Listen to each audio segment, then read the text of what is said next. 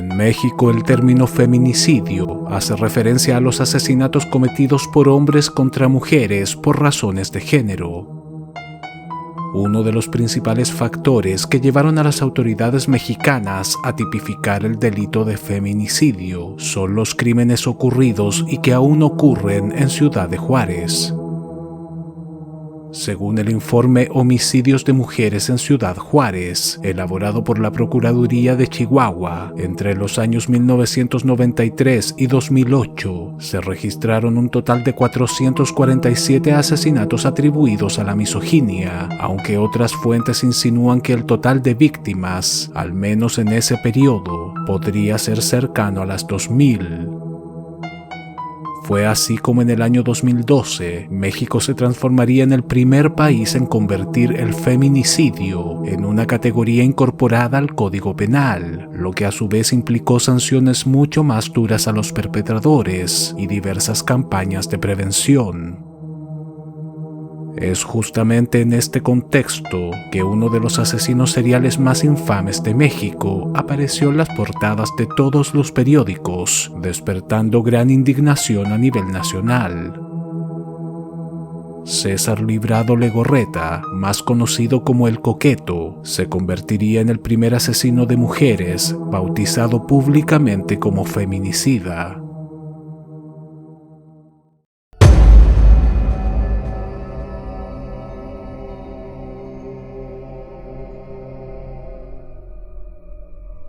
Cerca de las 5 de la madrugada del lunes 21 de junio del año 2010, en Valle Dorado, municipio de Naucalpan, Estado de México, una joven de 23 años cogió un microbús de la Ruta 2 para dirigirse a su trabajo en Ciudad de México. Sin embargo, al subirse al colectivo notó que era la única pasajera, pues aún era temprano. El chofer era un sujeto de aproximadamente 30 años, moreno, delgado, de baja estatura y rostro demacrado. La chica no le prestó mayor atención, pero a los pocos minutos se detuvieron cerca de la clínica número 58 del Instituto Mexicano de Seguro Social, en donde el hombre aseguró que su autobús presentaba un desperfecto y que debía tomar otra unidad. La joven se negó a bajar porque el sitio estaba a oscuras y le pidió que la dejara en un lugar más iluminado, a lo que el chofer accedió. Sin embargo, este se desvió de su recorrido habitual, detuvo el vehículo en la colonia San Lucas, municipio de Tlalnepantla, y comenzó a agredir a la chica con la intención de abusar de ella. A pesar que intentó defenderse, sería golpeada por el atacante, el cual además la estranguló hasta que perdió el sentido y posteriormente la violó. Tras el ataque, el sujeto condujo el bus hasta la avenida López Portillo, en el sector de Rincón Verde, en donde volvió a abusar sexualmente de la joven, antes de lanzarla en un sector baldío y darse a la fuga. Poco después la chica se reincorporó y caminó por la avenida hasta que vislumbró a otro hombre al cual le pidió ayuda. Este la llevó a un paradero de taxis y así pudo llegar hasta su casa, aunque presentaba lesiones de diversa consideración.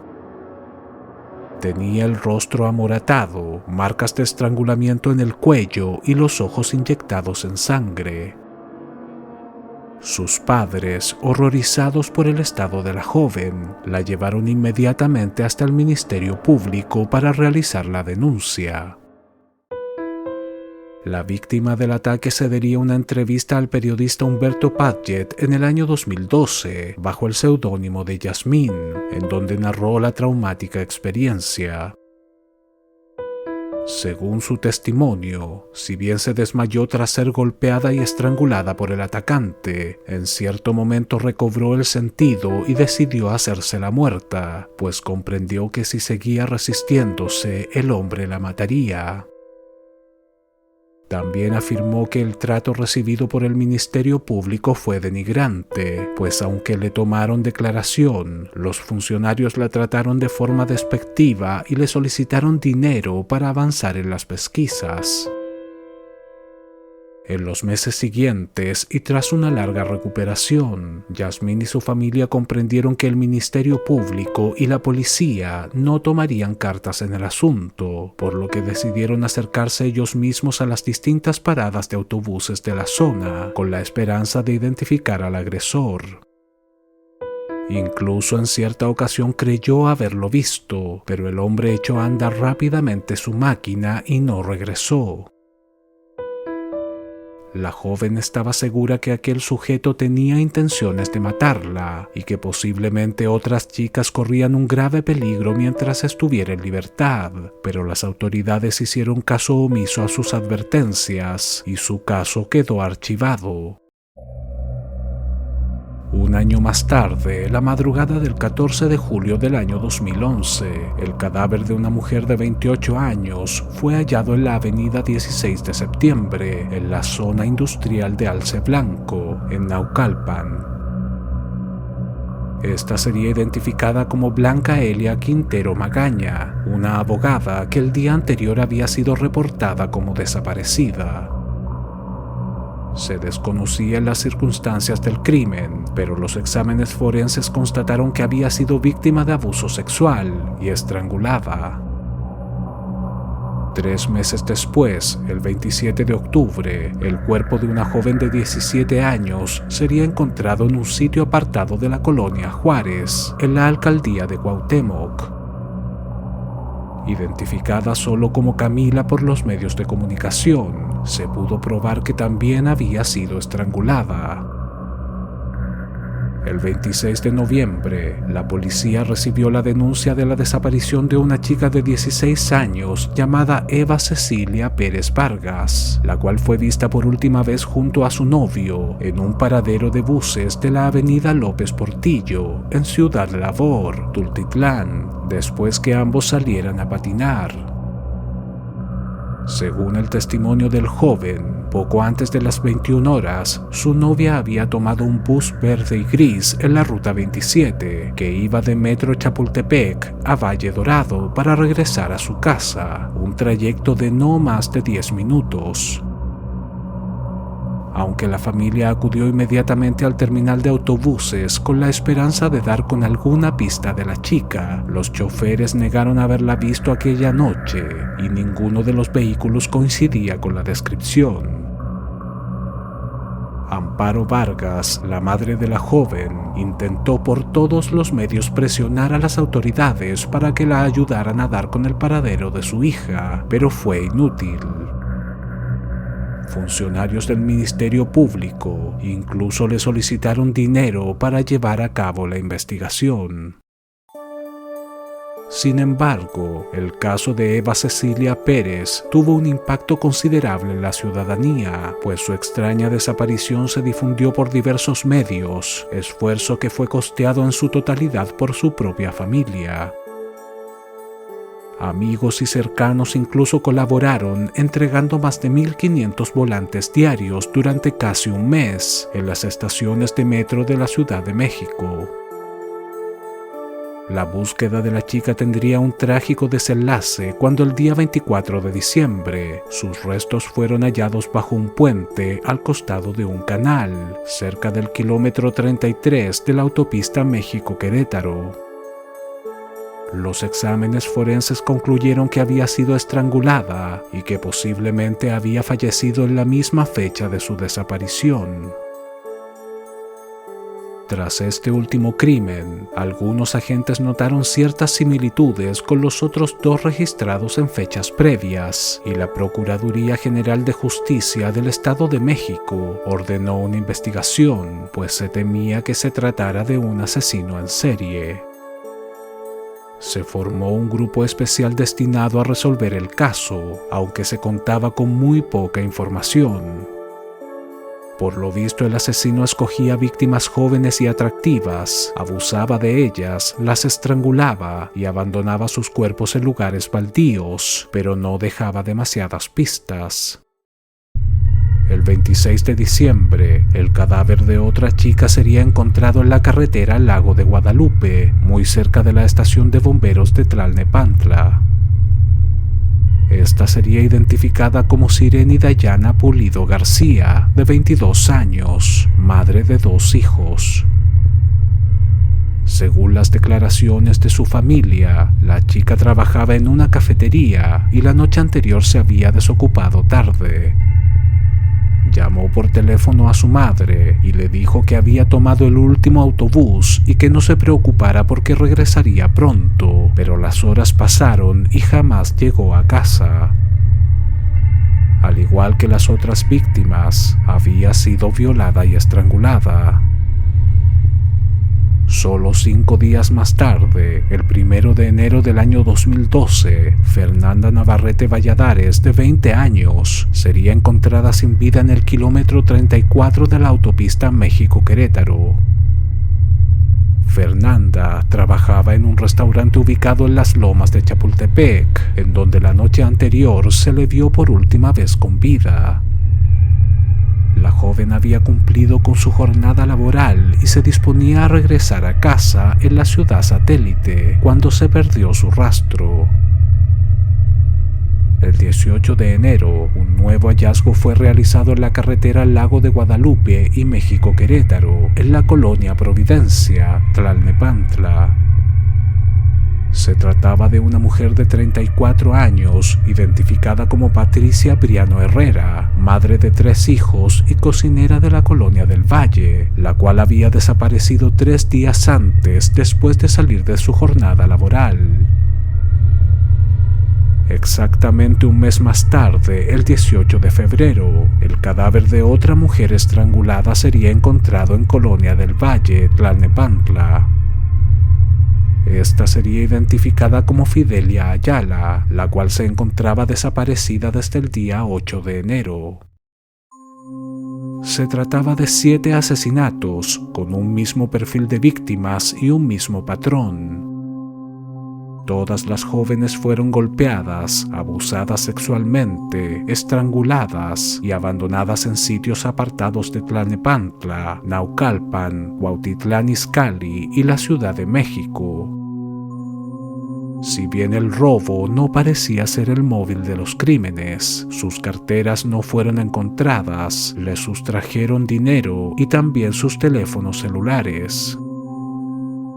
Aún así, posiblemente el caso que más preocupó a la policía fue el de Eva Cecilia Pérez Vargas, pues se había viralizado en redes sociales y aún existían miles de volantes con su fotografía dando vuelta en toda la ciudad, lo que supuso una enorme presión para las autoridades. Sin embargo, en el mismo mes de febrero, los investigadores descubrieron que el celular Samsung Galaxy, robado a Sireni Dayana Pulido García, la 4ª víctima, había sido encendido, lo cual les permitiría ubicarlo por medio de geolocalización.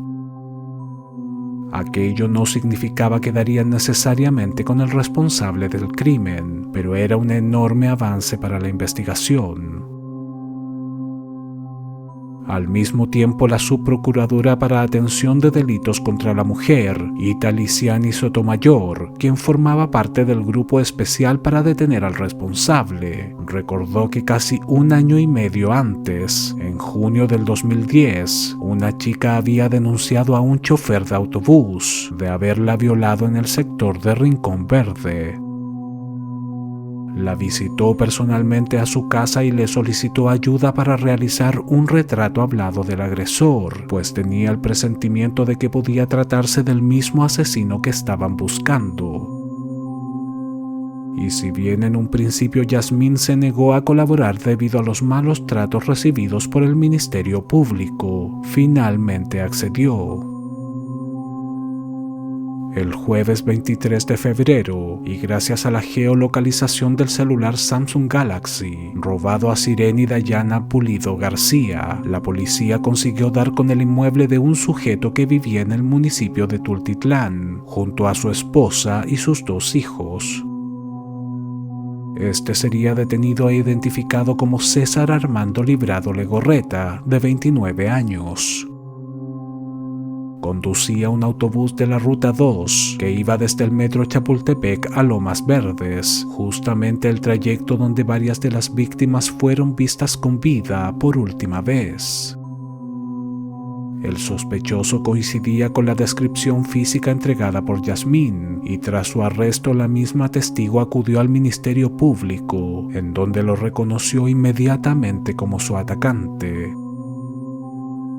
Ante la presión de los agentes, Librado no tuvo más alternativa que confesar. De esta forma reconoció haber cometido 8 violaciones y 7 asesinatos entre junio del año 2010 y febrero del año 2012. La policía allanó su vivienda, en donde encontraron bolsos, cosméticos y un par de prendas de las víctimas, las cuales había regalado a su esposa. Tras enterarse de la noticia, la mujer se mostró sorprendida y afirmó que no estaba al tanto de las actividades de su marido. Librado había empeñado los celulares de sus víctimas, a excepción de un Samsung Galaxy que se dejó para él. Aunque le cambió el chip, cometió el error de encenderlo para jugar, lo que permitió a la policía ubicarlo fácilmente por medio de la geolocalización. La noticia de la detención de un asesino serial conmocionó a todo México, y las primeras imágenes del criminal en televisión causaron gran disgusto en todo el país. ¿Cuál es tu nombre completo? César Armando Librado Legorreta. ¿Cómo te dicen? Coqueto. ¿Qué edad tienes? 29 años. ¿Qué empleos has tenido? Siempre he sido chofer de microbús de servicio público. ¿En qué rutas has trabajado? La ruta 27. De ahí me fui a ruta 2. ¿Sabes por qué estás detenido? Sí, por violación y asesinato. ¿De cuántas personas? Violé a 8 mujeres, de las cuales maté a 7, por miedo a que me denunciaran. ¿Cuándo fue la primera vez que violaste a alguien? El 21 de junio del 2010. Ella se me sube en Valle Dorado, 5:15 de la mañana. 5 de la mañana. ¿El camión iba solo? Sí. La levanto, sí, y me paga el auditorio con uno de 100. Para esto yo me paro en la clínica 58 del Seguro Social sobre el periférico. Y le digo, permíteme tantito, déjame checar mi gas. Y veo que la aguja otra vez está mal. Me regreso y me subo al micro y le digo, toma otro, porque mi carro sigue fallando. Me dice que sí, que está bien, pero que la deje más adelante porque ahí está muy oscuro. Me arranco de ahí mismo, sí, y ya no la bajo. Pasando el Hotel Parque Satélite, me meto en una calle a las orillas ya de San Lucas. Apago el microbús, me le acerco a ella y le digo, ya valió madre, hija de tu pinche madre, no te pongas al pedo. A lo que ella me contesta, ¿por qué? Porque te voy a violar. Forcejeamos en el trayecto del pasillo del microbús y en un asiento se tropieza con una pata de un asiento, a lo que hace que caiga ella en otro asiento y yo caigo encima de ella. En ese momento la empiezo a estrangular del cuello con mis manos. Se desmaya, la agarro y la bajo al pasillo. Le quito su pantalón y su ropa interior y la empiezo a violar. Cuando ella reacciona y me quiere como rasguñar o manotear la cara o darme, no sé, evito el golpe y me le vuelvo a encimar y le empiezo a estrangular otra vez. Se vuelve a desmayar, yo pensando que la había matado, y me voy a Rincón Verde, pero por la avenida López Portillo. Llego a Rincón Verde y me meto a una calle oscura, y antes de bajarla la vuelvo a violar analmente. Después de terminar de violarla, le pongo solamente su pantalón, la bajo del micro y la dejo en un montón de tierra. ¿Qué pensaste después de que la dejaste ahí abandonada? Pues que dije que me tenía que ir de ahí, porque yo pensando que la había matado, dije mejor me voy antes de que me agarren o Pues eran así, o sea, oportunamente veía la oportunidad y lo hacía. Las convencía de que las llevaba o se quedaban solas, o como otra que venía un poco alcohólica o tomada y se quedó dormida y aprovecho la situación para llevármelas, o sea. ¿En qué lugar las violabas? En el microbús. ¿Siempre fue en el microbús? Siempre, pero en diferentes lugares, diferentes sitios. ¿En qué horarios? En la noche. ¿Siempre fue en la noche? Siempre. Háblame de tu segunda víctima. Del 26 de noviembre del 2011. Después de que la violo, veo su mochila, la reviso y trae un celular touch. Después de que le quito el teléfono, me pongo detrás de ella y la chineo hasta dejarla sin vida. Descríbeme qué es chinear. Metes el brazo derecho y rodeas el cuello y subes el brazo izquierdo colocando presión sobre tu brazo derecho, ¿sí? Hasta llegar a que la persona se quede sin aire. Háblame de tu tercer víctima. El 25 de diciembre del 2011, aproximadamente como a las 11:30 o 12 de la noche, la asesiné por lo mismo, por miedo a que me denunciara.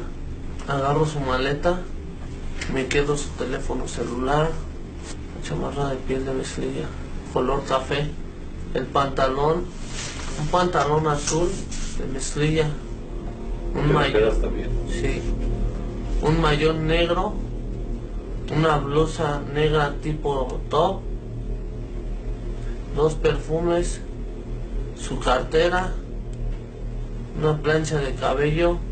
¿Te lleva las cosas a tu casa? ¿Qué haces con ellas? Te las llevo a mi casa y a mi esposa América, sí. Le doy el pantalón, los mayones, sí, los perfumes. ¿Qué hiciste con el celular? Lo empeñé ¿En dónde lo empeñaste? en una casa de empeño de Izcalli del Valle. ¿Cuánto te dieron por el celular? 500 pesos. Háblame de tu cuarta víctima. Se sube en palmas por la parte trasera. Cuando reviso su bolsa, sí, le encuentro un celular Samsung Touch, sí. Le encuentro otro teléfono, sí. ¿Qué marca? Nokia, sí, pero de esos viejitos. Y su cartera. En su cartera trae como de 600 a 700 pesos, sí. Ya para esto, pues ya no. Ya me quito de ese lugar y de la misma forma me pongo atrás de ella. Sí. Me siento atrás de ella y le digo que pues se va a morir. Me dice que por qué, le digo que porque sí. Y la someto de la misma forma. ¿No te dijo que la perdonaras? ¿No te dijo? No, nada. Nada, porque cuando yo le digo eso, lo empiezo a hacer. Con voz monótona y sin expresar remordimientos, César Librado Legorreta, alias El Coqueto, relató cada uno de sus crímenes, entregando detalles realmente perturbadores. Aseguró que no planificaba los ataques con antelación, sino más bien se aprovechaba de las circunstancias cuando veía que una mujer atractiva se quedaba sola al interior del microbús que conducía a diario.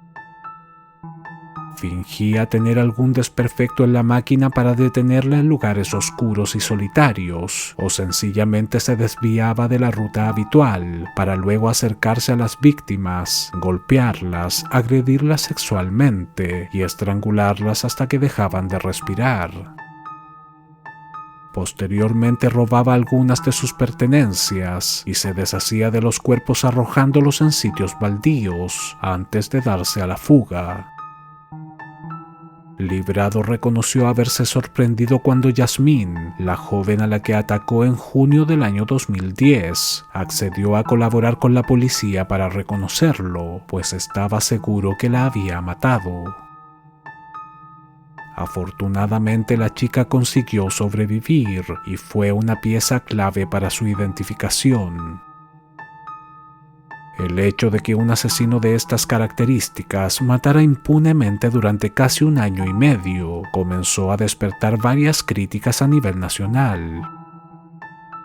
Los mismos familiares de las víctimas reclamaban que el Ministerio Público no tomó en cuenta sus denuncias y que incluso le solicitaban dinero para llevar a cabo la búsqueda de las jóvenes desaparecidas. El domingo 26 de febrero, César Librado Legorreta fue trasladado hasta las instalaciones de la Subprocuraduría de Justicia en Tlalnepantla. Allí sería custodiado por 3 policías ministeriales en la oficina de feminicidios para continuar con las diligencias. Sin embargo, en las primeras horas de la madrugada del lunes 27 de febrero, se descubrió que tanto el detenido como sus celadores habían desaparecido. Y aunque en un principio se pensó que el asesino se había fugado con la ayuda de los 3 policías, pronto se descubrió que estos actuaron de forma negligente, pues 2 de ellos se habían ido a descansar y el único que se quedó cuidando al detenido, el agente Rodrigo Israel Rodríguez, se quedó dormido en su puesto de trabajo. Librado, quien se encontraba en el 3er piso del inmueble, estaba esposado de manos y pies y parecía imposible que hubiese huido sin la ayuda de terceros. No fue hasta el día 28 de febrero que las autoridades dieron a conocer la noticia de la inesperada fuga. Y aunque el procurador estatal, Alfredo Castillo, citó a una conferencia de prensa en donde declaró que el prófugo ya estaba identificado y que detenerlo nuevamente era solo cuestión de tiempo, nadie quedó conforme con las explicaciones. Más de 600 agentes ministeriales, estatales y municipales fueron designados a la tarea de dar con su paradero, recibiendo ayuda de entidades de Tlaxcala, Hidalgo y Morelos, aunque todos los esfuerzos fueron inútiles. César Librado Legorreta, alias El Coqueto, se había convertido en uno de los hombres más buscados de todo México. César Armando Librado Legorreta nació el 5 de febrero de 1980 en Texcoco, Estado de México. Con respecto a su vida familiar, infancia y adolescencia, la información disponible es claramente contradictoria. Mientras que en una entrevista cedida recientemente a la activista y conductora del canal de YouTube Penitencia, Saskia Niño de Rivera, Librado asegura que respetaba a su familia pues eran católicos y le inculcaron buenos valores desde pequeño. Fuentes como el periódico Excelsior publicaron la declaración de uno de los primeros funcionarios que lo interrogaron tras su captura, en donde habría afirmado que huyó de casa a los 15 años, pues no sentía ningún tipo de afecto por sus padres. Al referirse a su madre, diría lo siguiente: "Mi madre nunca me ayudó, nunca vio por mí, toda la vida me maltrató. Empecé a vagar, a sobrevivir como pude". Cuando le preguntaron el nombre de la mujer, respondió con desprecio: "No sé, ni quiero acordarme. De esa señora no quiero ni acordarme y de mi papá no sé nada. Yo no tengo familia". Fue en esta misma instancia en la cual aseguró que en la secundaria fue rechazado y ridiculizado por una chica a la cual le envió un papel para preguntarle si quería ser su novia. Esta mostró la nota a sus compañeros de clase y todos se burlaron de él. Librado incluso llegó a reconocer que cada vez que mataba, recordaba aquel incómodo momento. Según sus propias declaraciones en el canal de YouTube Penitencia, estudió hasta 2º grado de bachiller. A los 19 se convirtió en chofer de autobuses y habría cometido su primer crimen a los 20 años, tras asesinar a un hombre que le había robado un estéreo. Lo apuñaló y degolló con una navaja en plena calle antes de darse a la fuga. 2 años más tarde volvería a matar, esta vez a otro sujeto que tuvo un altercado con uno de sus colegas. Lamentablemente no existen mayores antecedentes de estos crímenes y por lo visto tampoco han sido investigados por las autoridades mexicanas. A la edad de 22 años y con 2 asesinatos a su haber, Librado pudo comprarse un bus propio y contrajo matrimonio, relación de la cual nacería su primer hijo. Se hizo de un considerable capital y llegó a adquirir otros 3 buses, los cuales arrendaba a distintos choferes. Se desconoce si participó en otros delitos previos como hurtos o robos, aunque él mismo lo ha negado en varias ocasiones. De hecho, no contaba con antecedentes penales al momento de su detención. Y aunque se podría considerar que tenía una situación estable, con un trabajo que le procuraba buenos ingresos y una familia formada, César Librado Legorreta no estaba satisfecho.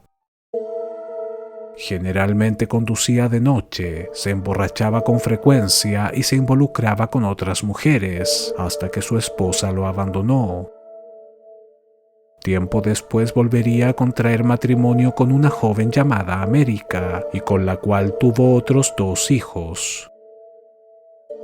A mediados del año 2009, Librado comenzó a trabajar en la Ruta 2 entre Chapultepec en el Distrito Federal y Valle Dorado en el Estado de México.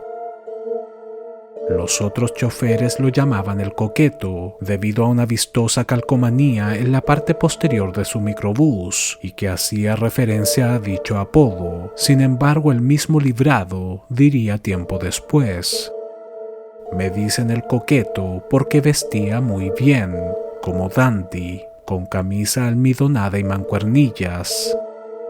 A mí me gustaba vestir bien, andar bien prendido, pero dejé de hacerlo porque se burlaban.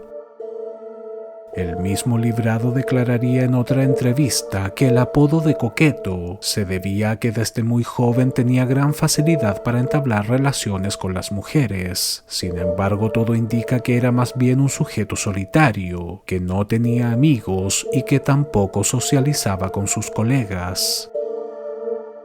A su vez, estos últimos lo describieron como alguien prepotente, grosero y pretencioso, que solía acosar verbalmente a todas las jóvenes que subían a su autobús.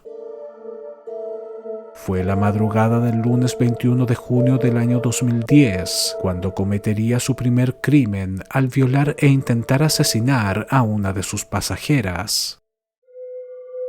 A partir de entonces su modus operandi, sencillo pero efectivo, consistía en esperar a que alguna chica desprevenida se quedara a solas con él dentro del microbús, para luego atacarla y deshacerse del cadáver. Aseguró que cometió todos los crímenes estando borracho y que no sentía odio por las mujeres, sino que simplemente se aprovechaba de ellas cuando las veía vulnerables.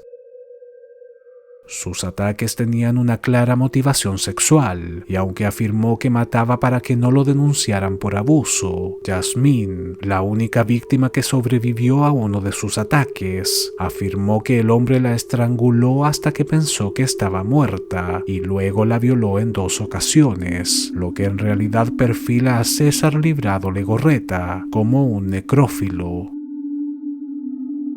Se trataba de un asesino que no salía en busca de víctimas que cumplieran con un perfil específico, ni planificaba con antelación sus crímenes, a pesar de calzar con el perfil de un psicópata integrado, pues había formado una familia y tenía un empleo bien remunerado. Era un depredador hábil y oportunista que demostró sangre fría y gran capacidad de improvisación en cada uno de sus ataques. El hecho de que César Librado Legorreta confesara sus crímenes por televisión ante todo el país y se fugara solo 4 días después de su arresto se convirtió en un verdadero dolor de cabeza para las autoridades, quienes quedaron en ridículo a nivel nacional. Todo esto se sumaba a las protestas de los familiares de las víctimas, quienes reclamaban los malos tratos del Ministerio Público y el poco interés demostrado ante sus demandas. La presión social y mediática se volvió insostenible cuando ciertos grupos de ciudadanos aseguraron que estaban tras su búsqueda para lincharlo, tildando a los entes gubernamentales de inútiles. La policía se encontraba vigilando un total de 14 domicilios de familiares y conocidos del prófugo, además de diversos paraderos de autobuses, hasta que finalmente el sábado 3 de marzo, el padre de César Librado Legorreta le confesó a los agentes que sabía dónde se escondía su hijo. Fue así como tras 6 días de búsqueda, un grupo de oficiales se presentaron en un domicilio ubicado en la colonia La Malinche, donde vivía una tía de Librado. Allí lo encontraron tendido en el piso de una pequeña y oscura habitación. Estaba semidesnudo, con una venda en la cintura, no podía moverse y gritaba de dolor. Varios agentes tuvieron que cargarlo hasta una camioneta que lo llevó a la Procuraduría de Toluca, en donde se constató que su estado era de gravedad. Posteriormente sería trasladado en ambulancia hasta el Hospital Adolfo López Mateos, en donde fue sometido a una serie de exámenes médicos. Librado tenía una rodilla dislocada, un talón fracturado, la cadera rota y la columna partida en 2. Sus lesiones eran de tal magnitud que los médicos solicitaron que fuera sometido inmediatamente a una intervención quirúrgica, y si bien su vida no corría peligro, dudaban que pudiera volver a caminar. Sería enviado al penal de Barrientos el 4 de marzo, en donde volvió a realizar una declaración pública, a pesar de encontrarse en un delicado estado de salud. Librado confesó que la madrugada del lunes 27 de febrero, y mientras se encontraba detenido en la Subprocuraduría de Justicia, notó que el único guardia que lo custodiaba se había quedado dormido y decidió escapar. Se dislocó uno de los dedos de la mano para librarse de las esposas y se lanzó desde la ventana del 3er piso, una altura de casi 10 metros, sufriendo múltiples fracturas.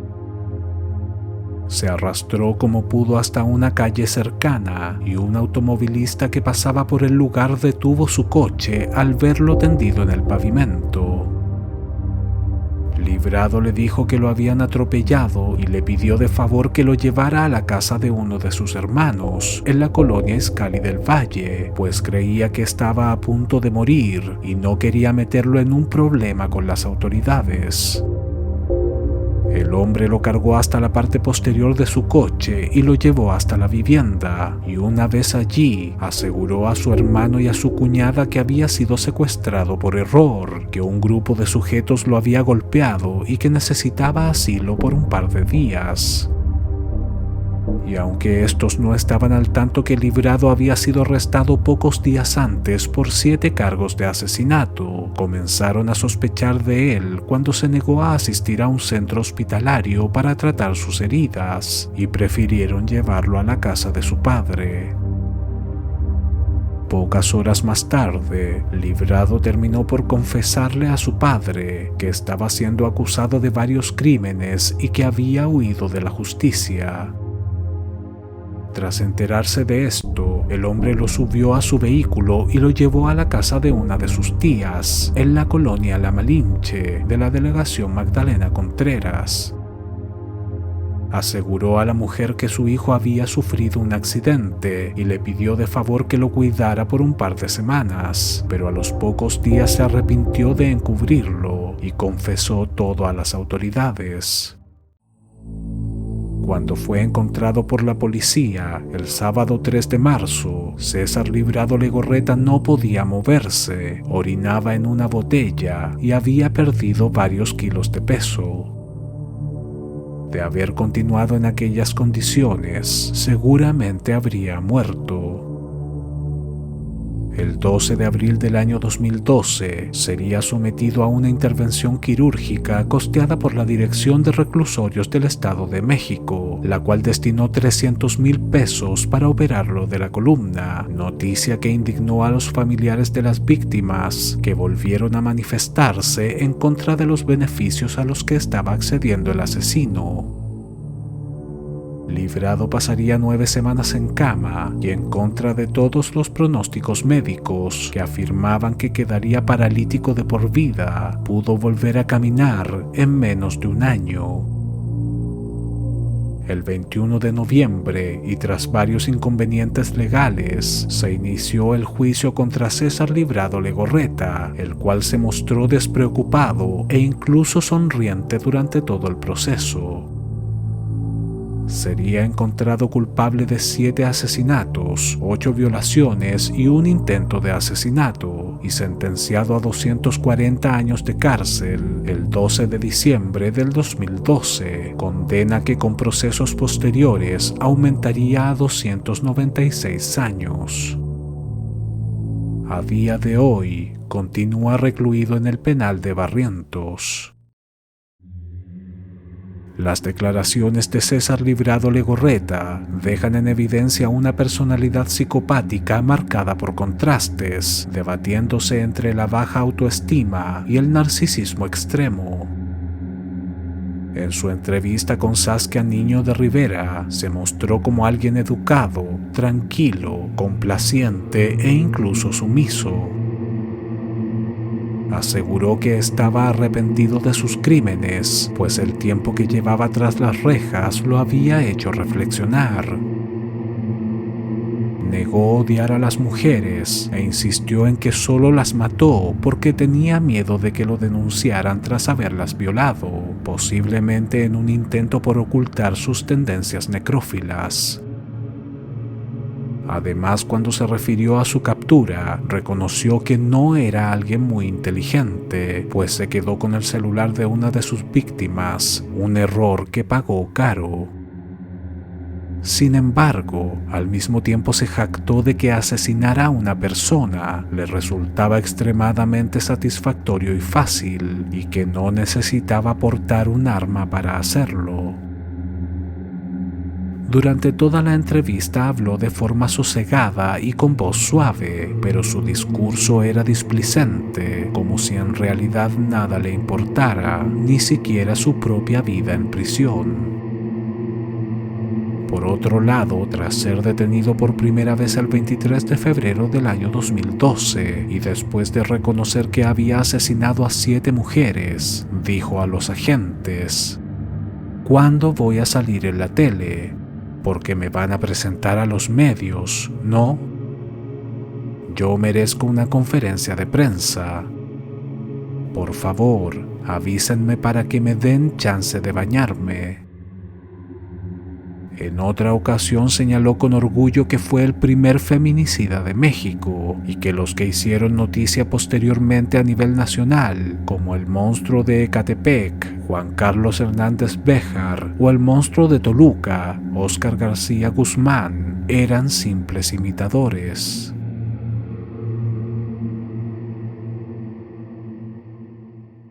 Si este video te gustó, dale like, suscríbete y compártelo en tus redes sociales. Esto me ayudaría mucho para seguir subiendo este tipo de contenido.